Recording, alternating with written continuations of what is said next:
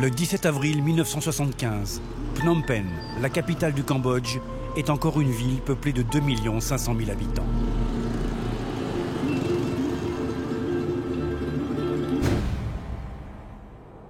« 24 heures plus tard, c'est une ville morte.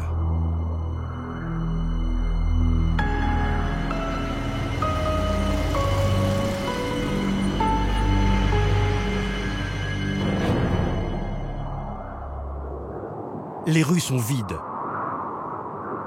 Les habitants ont été chassés de leurs maisons.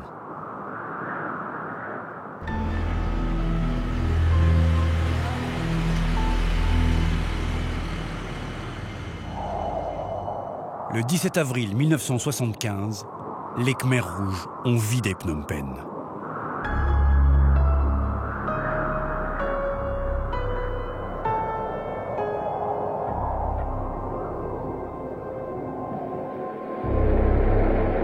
Ce jeudi 17 avril, après 5 ans de guérilla, les communistes Khmers rouges encerclent la capitale.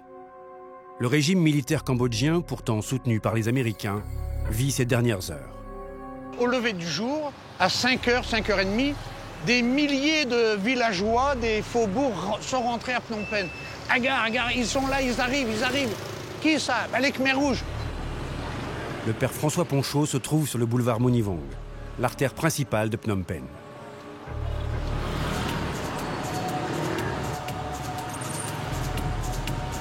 Un peu plus haut, sur le même boulevard, le photographe de guerre Roland Neveu flaire le scoop. En passant devant la gare, j'ai vu qu'il y avait tout de même pas mal de monde sur l'avenue Monivong. Et en arrivant juste au niveau de ces immeubles, etc., il y a un groupe avec des camions, des APC, des trucs comme ça, et avec des drapeaux. Et en fait, je me suis demandé pourquoi. Bon, est-ce que c'est une libération ou quoi que ce soit? Les drapeaux, ça me paraissait tout de même assez bizarre.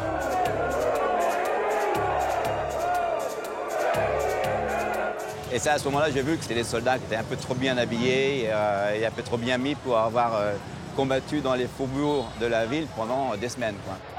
Alors on a appris par la suite que c'était des soldats qui voulaient prendre le pouvoir à la place des Khmers rouges. Ces putschistes imaginent, en s'emparant du pouvoir, être en mesure de négocier avec les Khmers rouges qui sont sur leurs talons. La population, en liesse, les prend pour des libérateurs. Bon, ils ont peut-être applaudi parce que la guerre était finie. Hein. Il y avait 5 ans que ça durait. Et éventuellement, on peut accepter ça. Mais ils ont applaudi. Ils ne savaient pas ce qu'ils applaudissaient, probablement. Pressentant que l'histoire est en train de basculer, le photographe décide de rester sur le boulevard Monivong. Les événements vont se précipiter avec l'entrée des Khmers rouges dans la ville. J'arrive sur ce carrefour. En fait, c'est vraiment l'un des carrefours principaux de Phnom Penh. Je me rends compte que les choses sont en train de changer. Et c'est vraiment là où j'ai cette photo, en fait, où c'est une colonne de Khmers rouges. Là, c'est vraiment les Khmers rouges, puants. Et vraiment, on pouvait sentir. Hein, les mecs, ils ont passé des journées dans les marais, etc., avant de venir. Beaucoup pieds nus, armés jusqu'aux dents. Et là, ça rigole pas. Là. Ils sont vraiment aux ordres et ils marchent en file indienne comme dans la jungle. C'est vraiment la même chose. Et tout d'un coup, c'est le silence. À 10 heures, une chape de plomb tombe sur la ville. Les petits hommes en noir étaient à 100 mètres de là. Ils commençaient à contrôler toute la population. Pour la première fois de 5 ans de guerre, j'ai vu les chauffeurs, les bras en l'air, fouillés au corps par ces petits Khmers rouges qui ouvraient leurs coffres, qui fouillaient la voiture. Les militaires balançaient leur uniforme au milieu de la route, balançaient leurs armes au milieu de la route et repartaient en caleçon. Ils commencent à désarmer les soldats et tout ça. Et tous là, tu vois, dans le milieu de carrefour, petit à petit, là, je vois le tas d'armes qui commence à... Tiens, regarde, là, ça commence à s'agrandir. Et donc, c'est assez photogénique pour moi, là. C'est vraiment un bon endroit. Et à ce moment-là, je suis tout seul.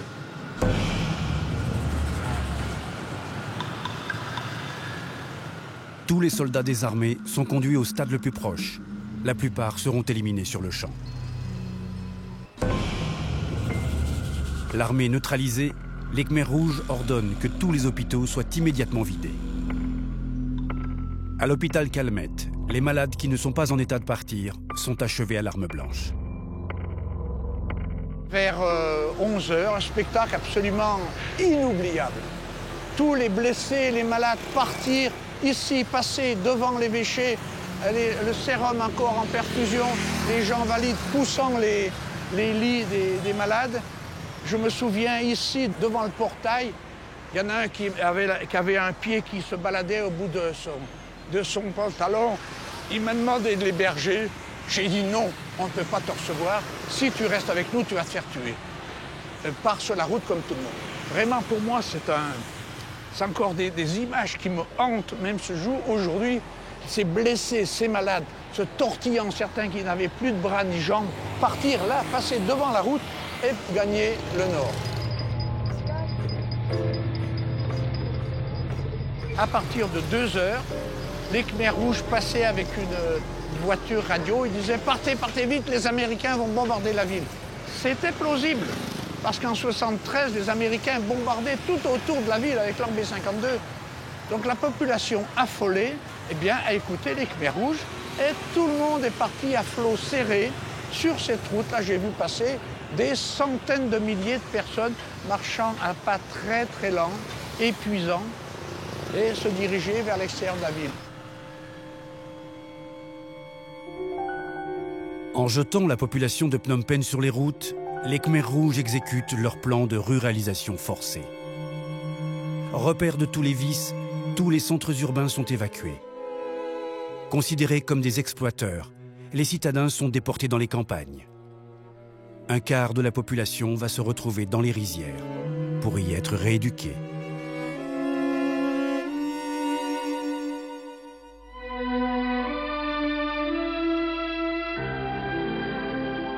Cette histoire prend ses racines au début des années 50 avec l'indépendance du pays.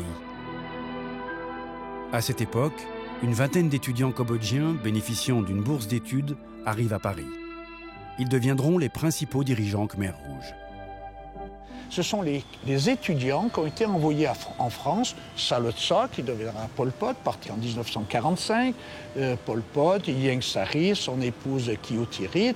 Et puis un certain nombre d'intellectuels qui ont été pour la plupart membres du Parti communiste et qui sont revenus communistes bon teint. À cette époque, un personnage occupe une position centrale sur l'échiquier politique du pays. Le prince-président Norodom Sihanouk. Au Cambodge, à l'époque, c'est Sihanouk partout, on entend tous les jours. Il a été père de l'indépendance du Cambodge, il est père des sports nationaux cambodgiens. C'est un dieu roi. Au milieu des années 60, Ong Tong-Weung arrive à Paris. De tendance socialiste modérée, il suit des études d'économie politique. Suong Si-kun fait également des études dans la capitale. Lui est proche du Parti communiste cambodgien. Au début, nous étions plus ou moins, la jeunesse sont plus ou moins anti-Sihanouk, parce que Sihanouk était accusé d'être la marionnette des Français. Excusez-moi, mais c'est la tendance du moment. Un temps toléré par le régime de Sihanouk, la jeune gauche va entrer progressivement dans une opposition intransigeante vis-à-vis du régime. Sihanouk a commencé à leur faire la chasse depuis 1962-63. Il a tué beaucoup, des centaines de Khmers rouges, si bien que la petite équipe rentrant de France a dû partir dans les forêts, d'abord au Vietnam, puis ensuite au Cambodge, dans la région de Ratanakiri. Ces guérilleros majoritairement communistes, Sihanouk va les surnommer Khmers rouges. Au cœur des maquis, les intellectuels aiguisent leurs réflexions. Elle va bientôt devenir le fondement de leur idéologie révolutionnaire. Au contact des montagnards, ils ont constaté que la théorie du bon sauvage de Rousseau était vraie. Donc ces montagnards vivaient un communisme intégral. J'y allais de temps en temps, les hommes avaient simplement un petit pagne, les femmes une petite jupe, et ils vivaient de chasse et de cueillette, et tout était en commun. Et c'est là qu'ils ont eu un genre d'illumination, comme une illumination bouddhiste, et ils ont dit c'est ça qu'on veut faire dans notre pays, repartir à zéro, que toute la population reparte à la campagne et vive comme ces montagnards. On était nourris par la littérature révolutionnaire française. Et Robespierre, c'est la priorité, c'est l'attachement aux masses populaires. c'est ce sacrifice, cette abnégation. Et c'est ça qui nous anime, oui. Notre vie, notre bonheur personnel, ça compte pas. À Paris, l'institutrice Laurence Pic fait la rencontre de l'étudiant Xiong Si-keun. Elle partage ses idées et bientôt sa vie. La vie avec le Cambodge a commencé de l'année où j'ai rencontré Si-keun. Cet idéal de vie, de contribuer au développement d'un pays, à l'aménagement social d'un pays, voilà, m'enthousiasmait énormément. Je suis quand même de la génération d'après-guerre, c'est-à-dire les lendemains devaient chanter et c'était tout naturel que nous puissions nous retrouver et vivre cette vie ensemble. Depuis Paris, le couple suit la politique de neutralité qu'observe le prince Sihanouk vis-à-vis de la guerre qui oppose au Vietnam, Viet Cong et Américains. L'extension progressive du conflit à l'intérieur du Cambodge va précipiter le pays dans le chaos. À l'origine, une route, considérée comme un axe majeur, traverse l'est du Cambodge, la piste Ho Chi Minh. Pour les Nord-Vietnamiens, cette piste est stratégique dans leur reconquête du pays. Sihanouk se voit contraint de fermer les yeux sur ces combattants bien encombrants, qui envahissent peu à peu la moitié du Cambodge pour échapper aux bombardements américains.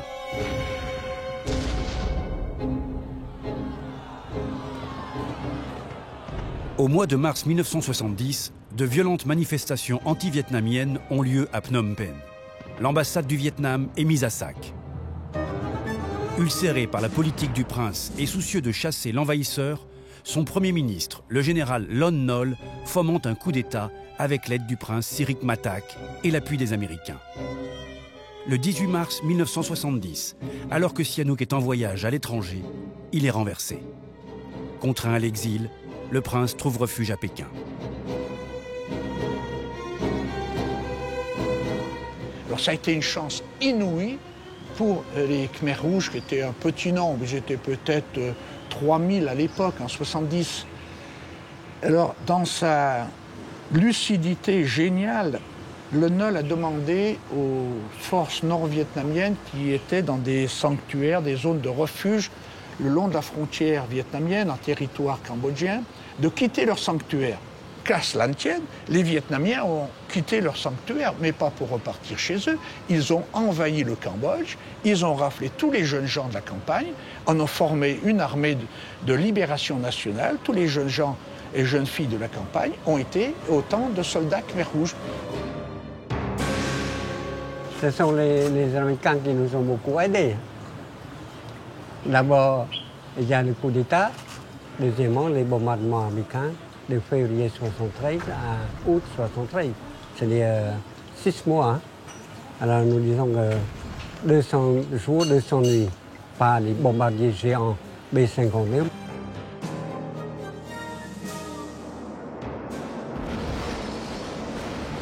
Ça touchait les régions cambodgiens, ça touchait les villages cambodgiens et les paysans cambodgiens. Ils ne sont pas contents.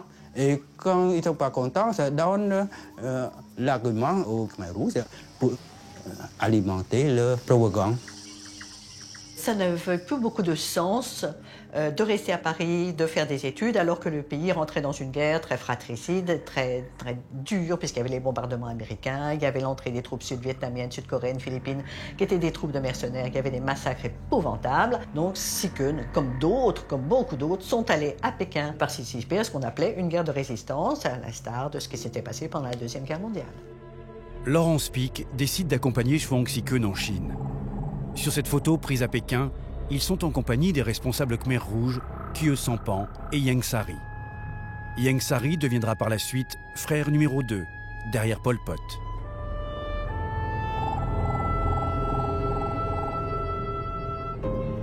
Au Cambodge, le mouvement de soutien aux Khmers rouges s'amplifie. Il bénéficie depuis peu d'un allié providentiel en la personne du prince Norodom Sihanouk, soutenu par les Chinois. Son ralliement spectaculaire aux Khmers rouges, quelques jours après sa destitution, a surpris tout le monde. La première analyse, c'est d'abord, il a voulu se venger. Ça, pour un Khmer, c'est très très fort. Perdre la face, et il avait perdu la face, il a voulu se venger sur le Nol. Et tant qu'il n'avait pas la peau de le Nol et ceux qui le renversaient, il n'aurait pas de repos. Deuxièmement, il était persuadé que les seuls qui pouvaient assurer l'indépendance du pays, c'étaient les Khmers rouges. Et Sihanouk est venu par la piste Ho Chi Minh, est allé rencontrer les Khmers rouges, et les Khmers rouges l'ont fait croire qu'il resterait chef d'État à vie. Et orgueilleux comme Sihanouk, il l'a cru. Pol Pot était très intelligent, il a tout de suite, avec le coup d'État, il a tout de suite saisi l'opportunité et en levant l'étendard du prince Sihanouk pour mobiliser ceux qui soutiennent les princes. Mais en réalité, sur le terrain, ce sont les communistes qui agissent. Progressivement, le pays va s'enfoncer dans une guerre fratricide opposant deux forces. D'un côté, les soldats de l'armée gouvernementale fidèles à Lon Nol, armés par les Américains. De l'autre, soutenus par les Chinois, les Khmers rouges qui tiennent la majorité des zones rurales. Entre 1970 et 1975, la guerre fera 1 million de victimes. C'est pendant cette guerre que l'ethnologue François Bizot, en poste à Phnom Penh, va faire le cruel apprentissage de l'idéologie qui anime les révolutionnaires. Tout commence pour lui en 1970 par un voyage d'études dans un temple bouddhiste situé dans une zone occupée par les Khmers rouges. Je suis tombé malencontreusement sur un petit groupe de miliciens. Et là, à la suite de ça, j'ai été pris pour une sorte d'espion, je sais pas quoi, d'américain. Et apparemment, plus ou moins, sans que ça soit dit tout à fait comme ça, condamné à mort. François Bizot est transféré dans l'ouest du pays, au camp M13 d'En Long Veng, pour y subir ses premiers interrogatoires. Je me rends compte que jamais je vais être cru, que je suis définitivement devenu un Américain et un espion. Et devant ça, le chef du camp était un jeune révolutionnaire, idéologue, souriant, intelligent et calme. Le chef du camp répond au surnom de Dutch. C'est un ancien professeur de mathématiques qui a rejoint le maquis. Dans le camp, l'ethnologue, qui est le seul Français, va découvrir l'existence d'une entité supérieure à laquelle son geôlier fait référence en permanence, l'Angkar, l'organisation en langage khmer. L'Angkar, c'était un ensemble administratif, anonyme, qui décidait de tout. Les enfants de la Révolution sont des fils de l'Angkar, des enfants de l'Angkar. L'Angkar, c'est la nouvelle famille. L'Angkar, c'est le modèle, c'est l'Angkar est derrière vous, est en vous, c'est le meilleur des mondes.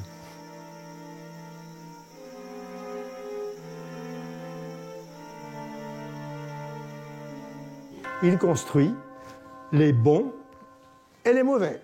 Les mauvais doivent être conformes aux attentes, aux directives du parti, et les bons aussi. C'est une succession de fondements d'un nouveau monde, d'une nouvelle société, et ça s'appelle d'ailleurs une renaissance. La révolution, c'est faire table rase et recommencer sur zéro. Et on recommence avec des gens qui sont parfaits et conformes. François Bizot ne saura jamais pourquoi l'Angkar consentira quelques mois plus tard à le remettre en liberté.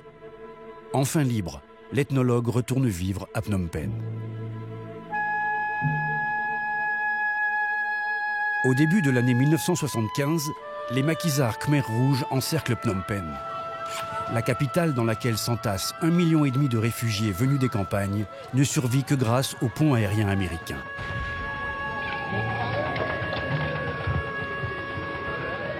En 2 mois, plus de 15 000 roquettes vont s'abattre sur la ville assiégée.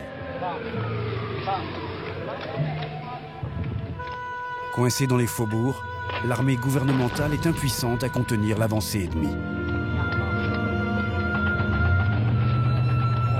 Le 1er janvier 1975, quand il y a la première grande offensive qui a été lancée contre Phnom Penh, j'ai commencé à avoir une carte sur le mur, comme tout le monde, voilà, avec des épingles pour montrer un petit peu la progression des forces armées.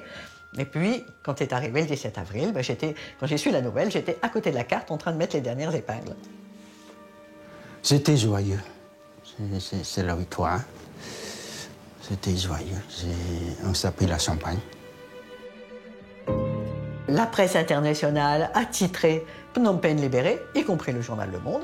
À Pékin, où on était, il y a eu la fête, hein, pour souligner l'événement, parce que c'était quand même quelque chose de particulièrement remarquable. Le lendemain, j'ai appris que les Khmer rouges ont chassé des habitants de Phnom Penh. Et à l'époque, mon premier idée, encore le programme de l'impérialisme. Je ne voulais pas quoi, vous comprenez? Au même moment, à Phnom Penh, un adolescent subit l'ordre d'évacuation des Khmers rouges. J'avais 13 ans et demi, donc j'étais sorti dehors pour voir ce qui se passait. Les Khmers rouges sont arrivés par là, ils ont dispersé tout le monde à coups de kalachnikov en l'air. Un petit gars qui est venu vers moi et il m'a intimé l'ordre de rentrer chez moi et de réunir mes affaires et de partir à la campagne parce que les Américains allaient bombarder la ville. Donc j'ai couru vers ma maison, j'ai vu mon père et je lui ai dit, j'étais bouleversé. J'ai dit, papa, on doit réunir nos affaires, on doit partir, les Khmers rouges nous disent de partir. La première chose sa première réaction était de me donner une baffe. Je trouvais ça totalement injuste. Et j'ai pas compris cette réaction de détresse qu'il a eue. Phu Sera Hing est un artiste né de mère française et de père cambodgien. Le 17 avril 1975, la famille de Phu Sera Hing va chercher refuge à l'ambassade de France. Mon père n'a pas pu rentrer dans l'ambassade. Il nous a emmenés dans cette voiture en trombe dans tout Phnom Penh qui était déjà quasiment vidé. On arrive ici et il y a déjà peu de monde devant la porte de l'ambassade. Mon père quasiment nous pousse à l'intérieur de l'ambassade. Je n'ai même pas le temps de me retourner pour lui dire quoi que ce soit, pour voir quoi que ce soit. Je me retrouve dans l'ambassade et ma mère nous rassure en nous disant qu'il va nous rejoindre. Phu Sera Hing va rester sans nouvelles de son père pendant plusieurs heures. Ce dernier va finalement réussir à s'infiltrer dans l'ambassade. Et les autorités françaises sont débordées par le flux incessant des candidats à l'exil qui se massent devant le portail.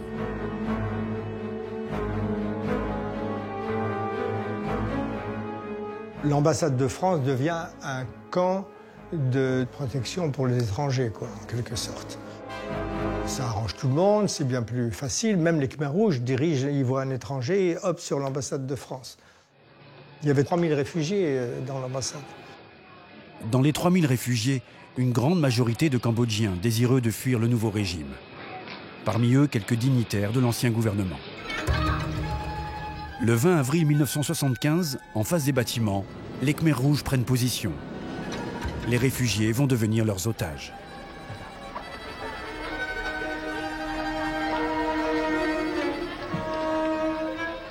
Des petits Khmers rouges sont arrivés ici, devant la porte, nous ont menacés avec l'AK-47 et nous ont dit « faites sortir les traîtres, les 7 traîtres, sinon nous allons les chercher ». Alors nous avons essayé de discuter, ici c'est extraterritorialité, c'est la France. Ah mais non, on a libéré tout le Cambodge, on a libéré le Cambodge. Alors il réclamait Sirik Matak, le Premier ministre, il réclamait aussi la femme de Sihanouk et d'autres personnalités khmères qui s'étaient réfugiées à l'ambassade de France. Que faire? Parce qu'il fallait bien comprendre que où ils partaient, où on les faisait partir, où les Khmers rouges venaient les chercher. Il n'y avait aucune... Et la troisième hypothèse était certainement la plus grave et la plus difficile pour tout le monde. François Bizot, qui parle couramment khmer, est au cœur des négociations. Mais les Khmers rouges exigent que leur soient livrés les dignitaires. Il repart cependant avec la garantie que leur vie sera épargnée. Sirik Matak, vraiment grand seigneur, nous a remerciés. Vous avez fait tout ce que vous avez pu faire pour nous, mais je vois que vous ne pouvez pas en faire davantage. Et ils sont partis très dignement et ils ont sans doute été exécutés dans le cercle sportif près du lycée Descartes. Les Khmers rouges ne vont pas en rester là.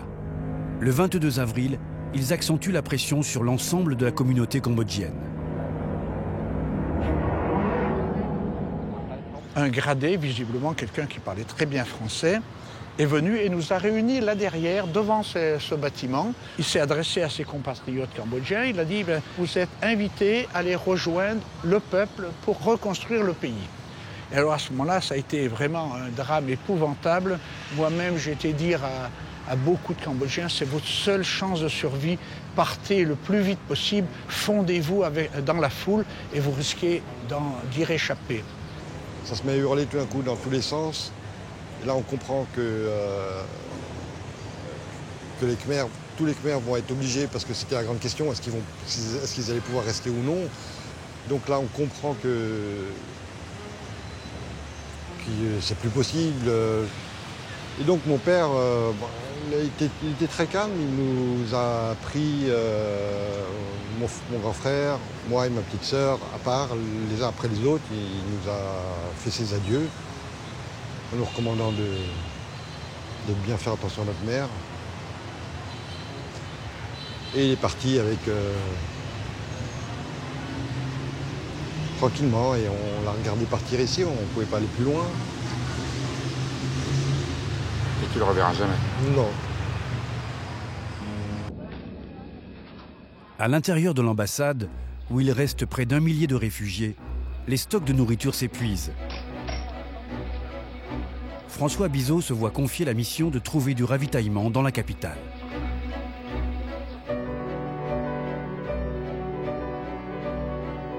J'ai eu le sentiment de vivre quelque chose de totalement inouï, d'être dans une espèce de cauchemar d'une ville qui avait été le centre vital de l'Asie du Sud-Est, avec tout ce que cela pouvait comporter d'activités, de commerce, de mouvements, de couleurs de gens, de différentes langues, etc. Vide, totalement vide. En passant devant la banque, il y a eu une explosion qui faisait que des milliers de coupures de 500 riels volaient autour des roues de la Jeep. Quand je roulais lentement dans ces avenues-là, il y a de quoi perdre la tête. Ainsi, après l'exode forcé de la population, l'Angkar a décrété l'abolition de la monnaie. Un jour, les Khmers rouges sont venus négocier notre rapatriement. Alors, le consul a proposé de demander des avions à notre gouvernement français. Et là, les Khmers rouges ont eu les yeux injectés de sang. On croyait qu'ils allaient nous fusiller. Nous ne sommes pas nous sommes un pays indépendant, nous ne sommes pas vos valets. Nous vous rapatrierons avec nos moyens. Ça a été la consternation. Partir par camion, c'était insensé. D'où la grande frayeur qui s'est emparée d'une partie des gens, que ça soit une façon de dire, un piège pour nous emmener camion par camion sur un terrain d'exécution. 3 jours plus tard, malgré les incertitudes, la décision est prise de faire partir en priorité les femmes et les enfants par un premier convoi. Je monte à l'avant parce que très vite je me dis, je ne veux pas perdre une miette de tout ce que je vais pouvoir voir encore avant de partir. Parce que là, je comprends bien que je ne reviendrai pas ici avant je ne sais pas quand. Et on traverse toute cette ville et toutes ces routes complètement absolument désertées. À un moment donné, la seule fois où on va croiser des Khmers rouges, c'est des gens sur la route avec des gosses en train de casser des cailloux. Le premier convoi est parti le 30 avril. Et le premier jour, pas de nouvelles. Deuxième jour, pas de nouvelles. Troisième jour, pas de nouvelles. On s'est dit, ça y est, ils les ont tous exécutés. Les nouvelles du premier convoi mettent plus de 5 jours à arriver.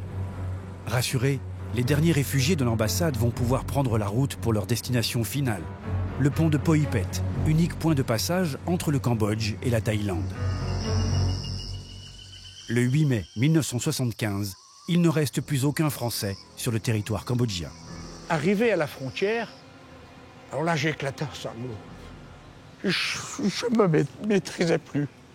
Tellement la pression avait été forte pendant ces 3 semaines. Où vraiment pendant 3 semaines, j'ai ni eu peur, ni déprimé, quoi que ce soit, mais le passage à la frontière, arriver dans un monde libre, j'ai pas pu me retenir. Tout le monde ne criait pas de joie, mais tout le monde était soulagé, comme rarement j'aurais pu connaître ça. Parce Ce qui nous attendait de l'autre côté, c'était le sentiment d'échapper à l'enfer. Quelques mois plus tard, Laurence Pic va faire le trajet inverse. Sa décision est irrévocable. Elle quitte Pékin pour retrouver son mari à Phnom Penh. Siong Si-keun occupe un poste important dans l'organigramme du parti. Pour lui, il est très très enthousiaste. Voilà. Et pour moi, le suivre, c'était mon mari, c'était le père des enfants. Il n'était pas question que je sépare les enfants de leur père. Les filles avaient 3 ans et 4 ans. La scolarité n'était pas encore une urgence. Je savais qu'il n'y avait pas d'école. Bon, 3 ans et 4 ans, ça pouvait encore attendre 1 an. Comme un millier d'étudiants, Ong Tong-weung a souhaité quitter la France pour soutenir la révolution. Il a le cœur qui bat lorsqu'il survole le Cambodge. C'est l'émotion qui suffit. C'est l'émotion. C'est comme... C'est un rêve accompli. Quand on est arrivé au-dessus du Cambodge, bien sûr, c'était la joie dans l'avion. Et le pilote, il était de connivence parce qu'il nous a fait faire des petits tours au-dessus de la capitale, de voir une chose, de voir une autre. Et quand on est descendu, voilà, c'était fini. On est arrivé sur un tarmac, c'est complètement vide. Moi, je m'attendais quand même au minimum à voir Si-keun. On a pris notre passeport et puis on a jeté dans un panier, et comme ça, l'encart va vous donner après. Et j'ai compris. Je ne pouvais plus retourner en arrière. Et puis on traverse Phnom Penh en car. C'est comme s'il y avait eu une apocalypse, une bombe de quelque chose qui était tombé. Tout était vide, tout était noir, tout était en ruine. On n'a pas l'habitude de voir une capitale dans cette ambiance-là. Et au fur et à mesure qu'on avançait, je me disais, Si-keun n'était pas là pourvu qu'il ne soit rien arrivé. Et d'un. Et de deux, de toute façon, ce soir, je serai dans les zones rurales, là où il y a du monde, et on va danser, on va chanter, parce qu'avec les Khmers, on chante et on danse assez facilement, on joue, et c'est très très gai généralement. Aucune réjouissance n'est prévue. Elles sont interdites par le nouveau régime. Laurence Pic est assignée à résidence à Phnom Penh, dans les bâtiments du ministère des Affaires étrangères, rebaptisé B1. Quant à Ong Tong-weung, il est incarcéré ici, à l'Institut khmero-soviétique, devenu entre-temps un camp de rééducation par le travail pour les expatriés de retour au pays. Comment voir mes anciens compagnons, les gens de l'étranger comme moi, qui ne me parlaient pas. Oui, ils ont l'air maigres et mal habillés, enfin, tout en noir. Et ça me donne l'impression tout de suite que les films horreur que j'ai vus dans les camps, ensuite les camps de la mort. Dans Phnom Penh, en quelques mois, tout a changé. La ville, dans laquelle il ne subsiste plus que quelques dizaines de milliers de personnes, est découpée en 4 secteurs autonomes. Aucune circulation personnelle n'est autorisée. La vie est entièrement consacrée à la production industrielle, mais aussi agricole.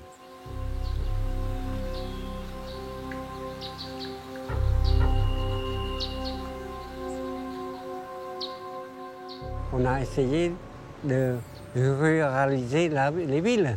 Par exemple, concrètement, dans Phnom Penh, on va planter les cocotiers au marché central. Et puis on a enlevé les dalles des trottoirs pour planter des arbres fruitiers. Toutes les unités étaient astreintes à avoir leur propre culture. Et en même temps, avoir un surplus pour en cas. Alors dans une ville, c'est quand même pas quelque chose de particulièrement facile. Alors à B1, la chance, c'était d'avoir un grand terrain vague. Et donc, il a été oué, ce terrain vague, pour pouvoir faire des cultures. Alors, on a fait des navets, on a fait des choux, on a fait des aubergines, on avait des salades. Il faut rééduquer. Il faut nous rééduquer. Rééduquer comme les ouvriers et les paysans. Par le travail, d'abord. Par le travail physique. C'était tout un processus que j'ai appelé la désidentification. On vivait tous sous un pseudo. On avait un autre nom. Tous uniformément vêtus. Les cheveux à l'identique pour tout le monde. Le travail le même. plus d'identité personnelle, plus d'identité, plus de statut professionnel, plus de statut social, plus de statut familial. C'était, voilà, ramené complètement à zéro. Et c'était transcrit dans cette langue, que j'ai appelée moi une novlangue, à l'image de 1984. Il n'y a plus de bonjour, il n'y a plus d'au revoir, il n'y a plus de merci, il n'y a plus de comment vas-tu. Et ce qu'il faut savoir, c'était un régime de vie collectiviste, c'est-à-dire qu'on était toujours ensemble. C'est-à-dire que si on avait dit un mot, si on avait eu une mauvaise humeur, ou si on avait fait un acte manqué, ça avait été noté par quelqu'un qui était dans le groupe. Et le soir, c'était resservi. Et régulièrement, toutes les semaines, il y avait les séances de critique et autocritique. C'est-à-dire qu'on devait passer au banc de son examen de conscience devant tout le monde. On se réunit avec un représentant Khmer Rouge qui est là. Est-ce que vous avez bien travaillé? Est-ce qu'en travaillant, vous pensez à votre ancienne vie à Paris ou dans le temps? Ça répète toujours à peu près la même chose. Mais c'est difficile parce que c'est toujours de votre faute quelque part. Si vous travaillez bien, vous faites semblant de travailler bien. Si vous ne travaillez pas, vous avez un esprit réactionnaire. Bon, et on se demande et pourquoi le programme, quel est le but final de tout ça? On tenait les gens, on n'avait pas le droit de se sustenter soi-même, il fallait toujours aller manger à la cantine. Ça voulait dire que le rôle des parents était complètement annulé. On n'avait plus de relation avec les enfants, on n'avait plus ce moment créatif, ce moment de partage du repas. On n'avait absolument pas le choix de ce qu'on allait manger. Bon, de toute façon, il n'y avait rien à manger. Enfin, 2 soupes par jour, ça faisait quand même un peu juste. Pendant que l'ensemble de la population est condamnée à vivre à la limite de la subsistance, au stade olympique, les responsables du nouveau régime fêtent en grande pompe le premier anniversaire de la Révolution. Pol Pot et les plus hauts dignitaires passent en revue l'armée, une manière de démontrer leur force face aux puissants voisins vietnamiens. L'armée Khmer Rouge est massée à la frontière. La guerre menace. Le régime a passé un deal avec les dirigeants chinois. Des armes contre le riz dont le peuple est privé. Cette famine planifiée va engendrer l'extermination d'une partie de la population. Là, il y a eu cette campagne, moi, que j'ai appelée de déshumanisation, parce qu'à ce moment-là, il ne fallait plus avoir d'émotion. Il fallait être un rouage, n'éprouver que de la haine pour l'ennemi, voilà, et un amour inconditionnel pour le parti, tant et si bien que les gens qui étaient formés comme ça, ils pouvaient tuer comme on écrase un mégot. Ça n'avait aucune espèce d'importance, au contraire, ils avaient même la conscience d'avoir bien fait leur travail. Il n'y avait plus aucun sentiment, plus aucune humanité. L'ensemble du pays se transforme en bagne. Laurence Pic se voit séparée de ses 2 filles, Soka et Naren. Donc j'ai demandé à partir, et Sikun m'a répondu, ce sera toi sans les filles. Et ça, de toute façon, il n'était pas question que je parte sans mes filles, que je laisse mes filles dans cette situation-là. C'est ça ma grande faute vis-à-vis d'elle et de mes enfants. Je ne sais pas de la comprendre. Parce que la comprendre, pour moi, en ce moment-là, c'est déjà arrêter ma marche vers la réalisation de mon projet d'être en bon communiste, vous voyez. En 1977, le pays connaît sa seconde révolution, marquée par le renforcement du pouvoir de Pol Pot. Un temps mis en minorité, le dictateur a repris la main en écrasant dans le sang une fronde au sein de son parti. Gagnée par la paranoïa, la nouvelle Ankar va se montrer plus dure et plus répressive contre ceux qu'elle considère comme ses ennemis de l'intérieur.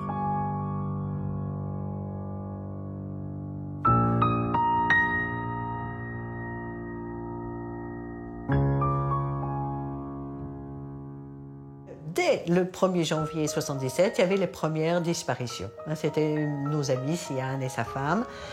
Je sais que j'avais été dans la chambre qu'ils habitaient, que j'avais vu tout en désordre, que je m'étais dit, oulala, il s'est passé des choses. Et puis après, ça a continué très vite. Et on a commencé à parler d'épuration, de purge, il fallait que le régime soit pur, soit propre. Il y avait des complots comme ça, et c'était des traîtres, et qu'ils étaient envoyés en rééducation. La plupart des personnes présentes sur cette photo seront arrêtées. Elles subiront le même sort que Madame Van Pini, une amie de Laurence Pic. En 1978, Madame Van Pini est envoyée avec son bébé au terrible centre de détention S21. Laurence Pic ne la reverra jamais.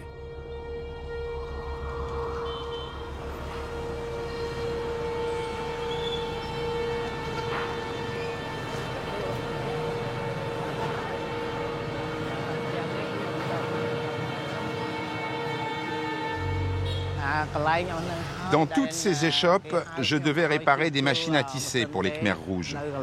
Vous voyez, les ateliers étaient là.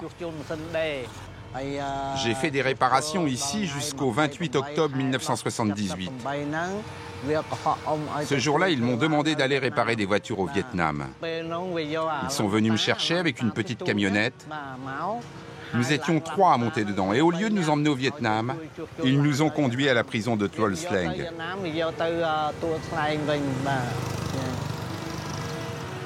Chum Me ainsi que ses camarades sont victimes d'une nouvelle vague d'épuration. La prison de Tuol Sleng, dans laquelle ils sont transférés, est un ancien lycée situé au centre de Phnom Penh. Elle a pour nom de code S21. C'est un centre d'interrogatoire dirigé par Duch, l'ancien geôlier de l'ethnologue François Bizot.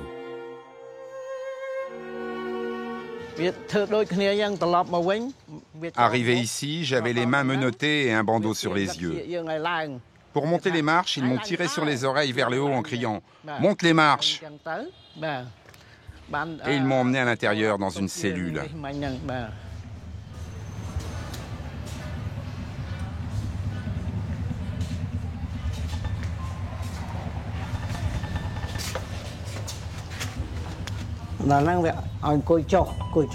Ils m'ont obligé à m'asseoir par terre.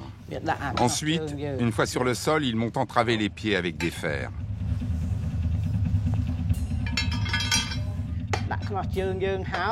Une fois les 2 pieds bloqués, ils m'ont détaché les mains, enlevé le bandeau et ensuite, ils ont tiré un rideau fait de sacs de riz pour que je ne puisse pas voir ce qui se passait à l'extérieur. Mais j'entendais leurs allées et venues.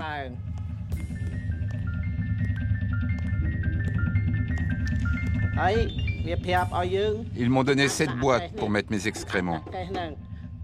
Si je n'étais pas propre, je devais lécher le sol avec la langue. Si je refusais, ils me frappaient.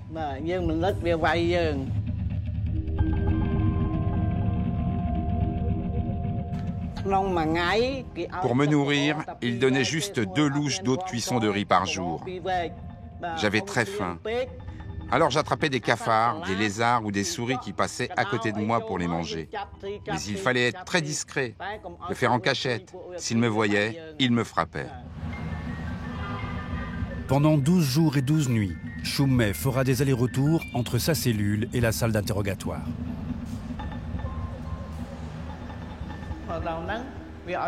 Arrivé ici, ils m'ont tiré les oreilles pour m'asseoir. Une fois assis, de nouveau, ils m'ont mis les fers aux pieds. Ensuite, ils m'ont demandé combien nous étions à la CIA et au KGB et qui nous avait fait entrer dans le réseau. Moi, je joignais mes mains pour supplier « Grand frère, je ne connais pas la CIA ni le KGB ». Alors ils ont continué à me frapper. C'est en essayant de me protéger le visage que mon petit doigt a été cassé.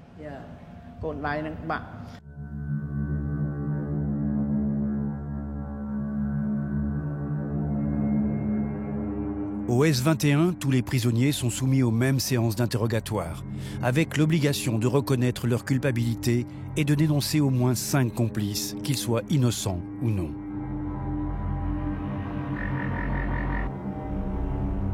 Les aveux signés, les suppliciés sont conduits à la mort dans un autre camp situé à l'extérieur de la ville. Ainsi s'alimente la machine de mort des Khmers rouges.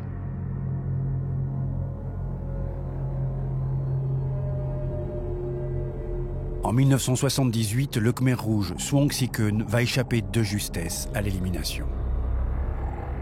On m'a accusé que je suis parti dans le réseau de la CIA. Je n'ai pas été arrêté parce qu'il fallait 5 chefs d'accusation pour être arrêté. Alors moi, c'est déjà eu seulement à 4 ennemis. À 4 ennemis, l'ennemi point là, c'est en étudiant venant de l'Union soviétique, Heng Pich.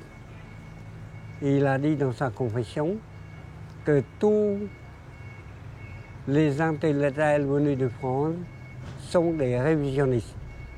Alors comme on ne me nomme pas nominalement, alors je n'ai pas droit en fond, mais j'ai droit seulement en demi-poids. À la fin de l'année 1978, le Vietnam, lassé des incursions de l'armée Khmer Rouge sur son territoire, lance une offensive générale sur le Cambodge. En moins d'un mois, la moitié du pays est occupée.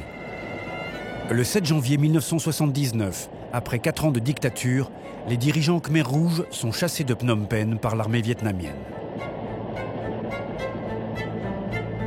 À l'époque, Alain Ruscio est correspondant du journal L'Humanité en poste à Hanoï. Le Figaro.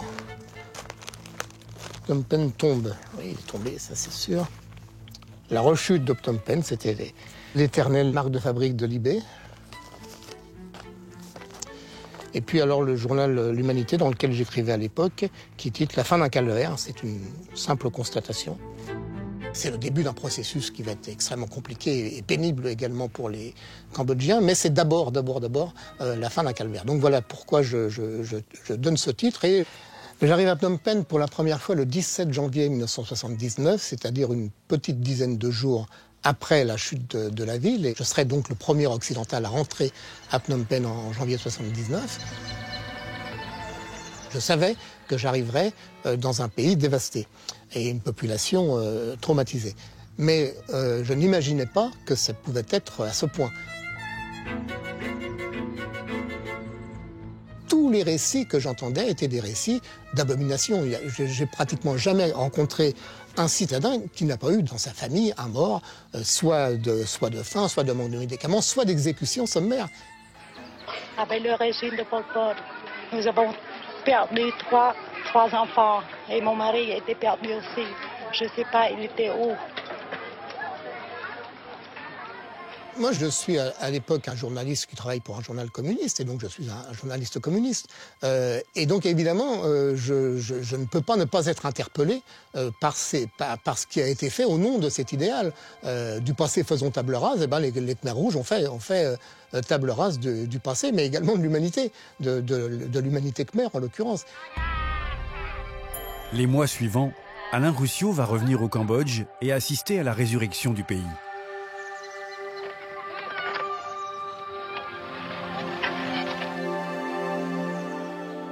À partir du printemps 79, j'ai commencé à voir la vie renaître. J'ai commencé à voir la ville être réoccupée, non pas d'une façon anarchique, les choses étaient très organisées par le nouveau régime. Voilà, ces gens-là que j'ai commencé à croiser. Bon, cette photo est drôle parce que c'est des enfants qui sont en train de se rafraîchir devant une canalisation d'eau. Donc voilà, c'est le moment où j'ai parlé de la renaissance de Phnom Penh dans mon journal. J'ai été d'ailleurs critiqué par certains qui m'ont accusé d'avoir fait de la propagande, mais je confirme que j'ai constaté que cette ville était en train de renaître et de sortir d'un traumatisme. C'est d'ailleurs un phénomène humainement qui m'a rendu très optimiste de voir que ces gens qui étaient des survivants avaient une volonté farouche de vivre. Là, on voit des gamins qui jouent au foot, par exemple. La vie a repris très vite.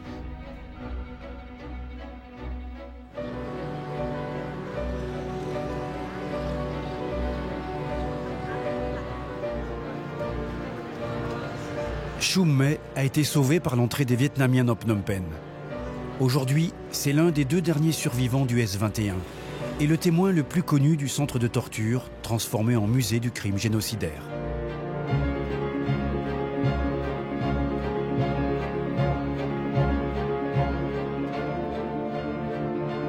J'ai attendu l'an 2000 pour aller visiter Victor Slang.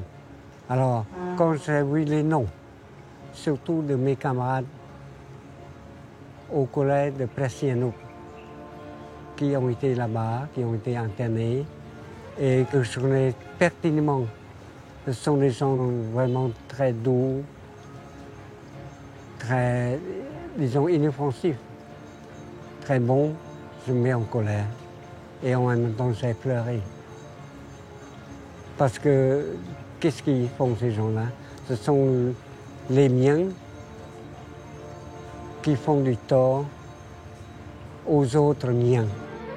Suong Si Keun vit toujours au Cambodge, sans avoir eu à renier son passé de Khmer Rouge. Laurence Pic a réussi à s'enfuir du Cambodge en 1979. Depuis, elle vit en France avec ses 2 filles. Ong Tong Weung, son épouse et leur fille ont essayé un temps de reconstruire leur vie à Phnom Penh. En 1982, ils sont partis s'installer en Belgique. Quand je ferme les yeux, à l'époque, j'imagine mon pays, la rivière, mon village natal, les gens, les péchés, et tout ça, c'est la nostalgie. Quand je ferme les yeux maintenant, c'est pas pareil. J'ai toute ma famille détruite, et tous mes amis, la plupart sont morts, et tout ça, ça fait changer les choses.